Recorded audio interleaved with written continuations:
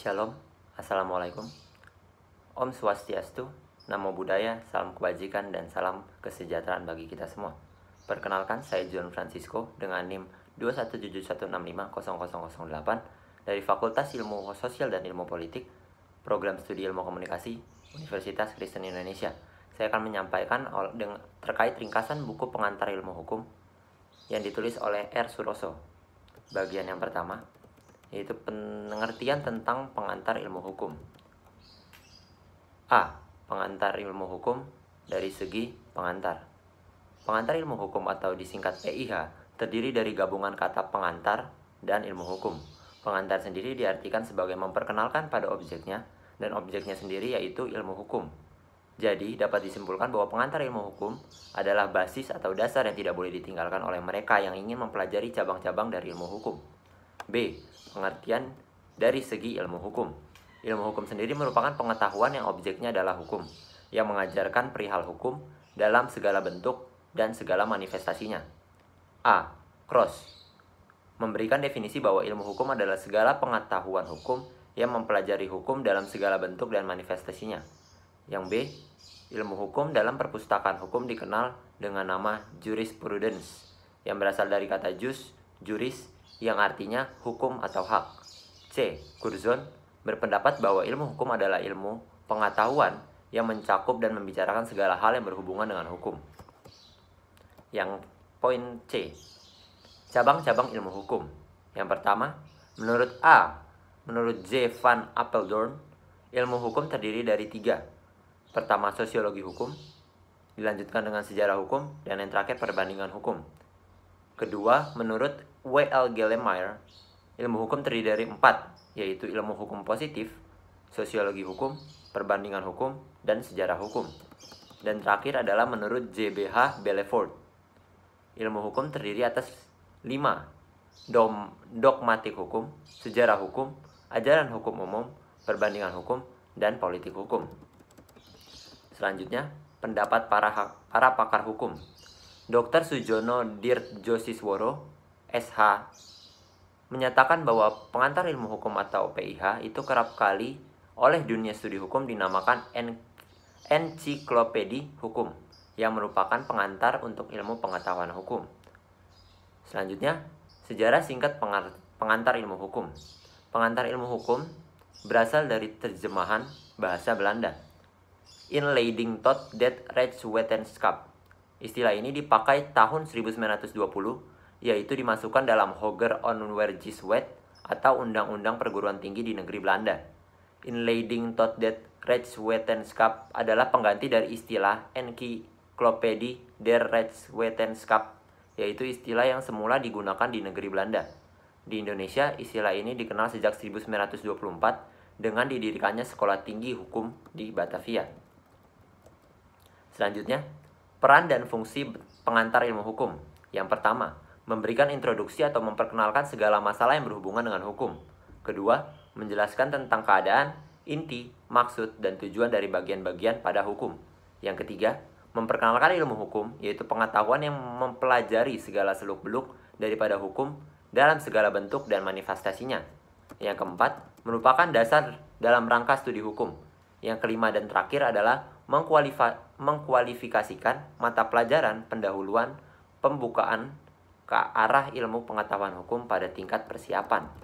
Bagian yang kedua, yaitu adalah hukum sebagai objek ilmu hukum. Poin pertama adalah hukum dari segi hukum. Kata hukum berasal dari bahasa Arab yang merupakan bentuk tunggal. Kata jamaknya adalah alkas dan diambil alih dalam bahasa Indonesia menjadi hukum. Yang kedua adalah arti hukum dari segi rek. Rek berasal dari rectern atau bahasa Latin yang mempunyai arti bimbingan atau tuntutan atau pemerintahan.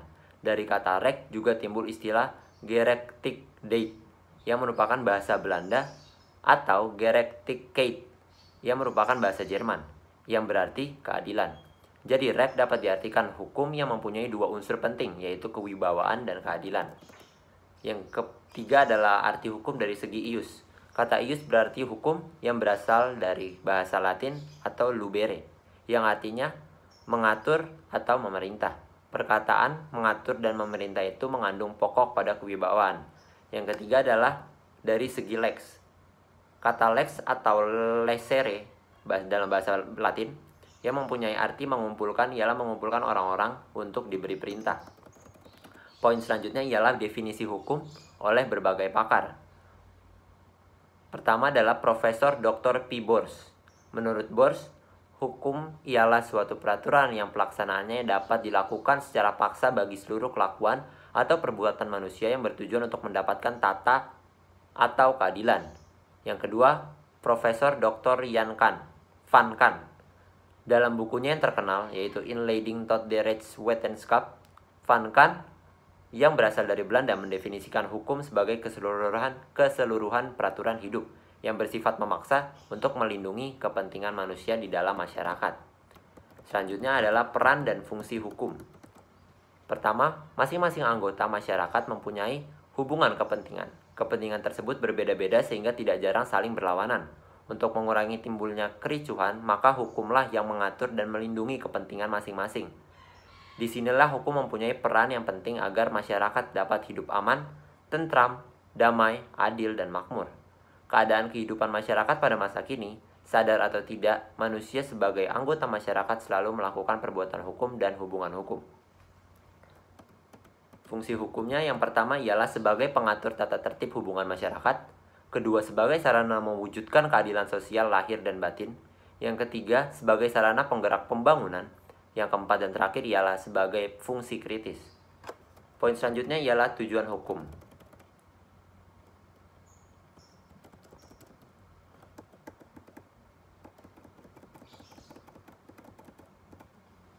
Tujuan hukum menurut Dr. Wirjono Projodikoro dalam bukunya Perbuatan Melanggar Hukum menyatakan bahwa tujuan hukum adalah mengadakan keselamatan, kebahagiaan, dan tata tertib dalam masyarakat. Yang kedua menurut Profesor Subekti SH dalam bukunya Dasar-Dasar Hukum dan Pengadilan, Profesor Subekti mengemukakan bahwa hukum itu mengabdi pada tujuan negara yang intinya ialah mendatangkan kemakmuran dan kebahagiaan rakyatnya. Yang terakhir menurut Profesor Mr. Dr. L.J. Apeldoorn menyatakan bahwa tujuan hukum adalah mengatur tata tertib dalam masyarakat secara damai dan adil. Poin selanjutnya ialah sumber-sumber hukum dan arti tentang sumber hukum. Sumber hukum adalah sesuatu yang menciptakan aturan-aturan yang mengikat dan memaksa, sehingga jika aturan-aturan itu dilanggar, akan dikenakan sanksi yang tegas dan nyata bagi pelanggarnya. Dan 4 macam sumber hukum. Yang pertama, sumber hukum dalam arti filosofis.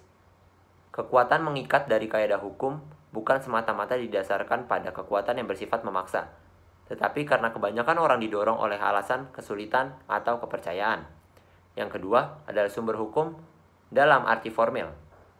Sumber dilihat dari cara terjadinya hukum positif merupakan fakta yang menimbulkan, yang berlaku, yang mengikat hakim dan penduduk.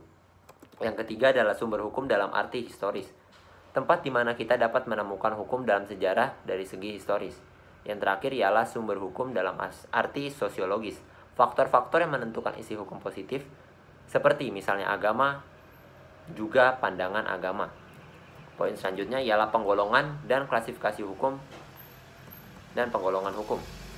Pertama ada hukum tertulis, meliputi hukum undang-undang, hukum perjanjian antar negara, dan sebagian kecil hukum adat. Yang kedua ialah hukum tak tertulis, meliputi hukum kebiasaan, sebagian besar hukum adat, hukum jurisprudensi, dan hukum ilmu, dan hukum revolusi. Poin selanjutnya ialah penggolongan klasifikasi yang lazim dipergunakan didasarkan pada sumbernya. 1. Berdasarkan sumbernya. A. Hukum undang-undang atau UU, hukum yang ada dalam perundang-undangan. B. Hukum traktat atau hukum yang diterapkan oleh negara-negara yang mengadakan suatu perjanjian. Yang ketiga atau C adalah hukum adat, peraturan dalam kebiasaan adat istiadat. Yang D. Hukum jurisprudensi atau hukum yang terbentuk karena hakim. Yang E. Hukum ilmu, hukum yang dibuat oleh para ahli yang berkuasa dalam pergaulan hukum. 2. Berdasarkan kepentingan yang diatur. Yang pertama adalah hukum privat, hukum yang mengatur hubungan antara orang yang satu dengan yang lain. Yang kedua adalah hukum publik, hukum yang mengatur hubungan antara negara atau perlengkapannya. Yang ketiga adalah berdasarkan hubungan antar hukum. Yang pertama adalah hukum antar waktu, kedua hukum antar tempat, ketiga hukum antar golongan atau himpunan peraturan yang menentukan hukum mana yang berlaku yang menyangkut dua atau lebih tata hukum. Yang keempat adalah hukum antar agama, hukum yang mengatur perkawinan antara orang yang berlainan agamanya. Yang terakhir adalah hukum privat internasional. Keempat adalah berdasarkan ukuran pertalian hubungan hukum. Yang pertama adalah ius constitutum,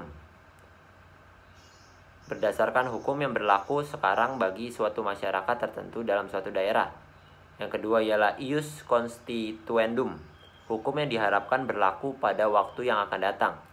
Selanjutnya adalah hukum objektif, hukum yang ada di dalam suatu negara yang berlaku umum dan tidak mengenai orang atau golongan tertentu. Yang terakhir adalah hukum subjektif, yaitu adalah hukum yang berlaku terhadap seorang atau terhadap seseorang tertentu. Poin kelima adalah hukum berdasarkan kerja dan sanksi.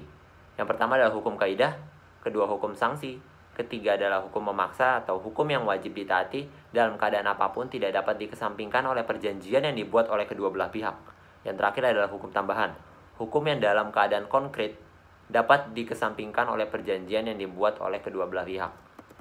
Poin keenam adalah berdasarkan kekuasaannya. Pertama ada hukum nasional, hukum yang berlaku di wilayah negara tertentu. Dan kedua adalah hukum internasional, hukum yang berlaku di wilayah berbagai negara. Yang ketiga adalah hukum asing atau hukum yang berlaku di negara lain. Poin ketujuh adalah berdasarkan sifatnya. Yang pertama adalah hukum paksa, hukum yang dalam keadaan konkret harus ditaati, yang dalam keadaan apapun tidak dapat disampingkan oleh perjanjian yang dibuat oleh kedua belah pihak. Hukum ini mempunyai kekuasaan mutlak atau absolut. Yang kedua adalah hukum tambahan, hukum yang dalam keadaan konkret dapat dikesampingkan oleh perjanjian yang dibuat oleh kedua belah pihak. Masuk ke bagian yang ketiga, yaitu ilmu hukum sebagai ilmu kaidah. Yang pertama adalah kaidah sosial atau kaidah yang mengatur tingkah laku manusia. Kaidah yang pertama adalah kaidah yang berasal langsung dari Tuhan sesuai kepercayaan masing-masing yang berisi pembelajaran, batasan atau larangan, perintah atau tujuan yang disebut sebagai kaidah agama. Yang kedua adalah kaidah kesopanan, yaitu kaidah yang berisi tentang ketetapan hidup yang muncul dari lingkungan dan pergaulan sehari-hari. Yang ketiga adalah kaidah kesusilaan, yaitu kaidah tertua dan terasli, dan dikarenakan manusia adalah makhluk yang bermoral, maka kaidah sosial sudah tertanam dalam diri tiap manusia sejak dari lahir. Yang terakhir atau keempat ialah memiliki tujuan dalam menjaga kepentingan setiap manusia dengan karakteristik yang cenderung memaksa atau biasa disebut dengan kaidah hukum. Poin kedua adalah penggolongan kaidah. Yang pertama adalah kaidah kesusilaan dengan kaidah agama yang digolongkan dalam tata kaidah dengan aspek pribadi. Sedangkan yang kedua adalah kaidah hukum dan kesopanan yang digolongkan dalam tata kaidah dengan aspek kehidupan antar pribadi. Masuk ke poin selanjutnya, yaitu poin ketiga adalah hubungan antar kaidah hukum dengan kaidah lainnya. Pertama adalah hubungan positif, yakni hubungan yang saling memperkuat. Pertama ada kaidah hukum dengan kaidah agama, kedua kaidah agama dengan kaidah kesusilaan, dan yang ketiga adalah kaidah hukum dengan kaidah kesopanan. Bagian kedua adalah hukuman negatif, yakni hubungan yang saling melemahkan. Ada kaidah hukum dengan kaidah sosial lainnya yang saling bertentangan. Masuk ke bagian keempat, yaitu ilmu hukum sebagai ilmu pengertian. Pertama ialah subjek hukum.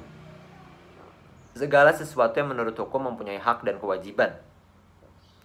Yang pertama adalah manusia sebagai subjek hukum.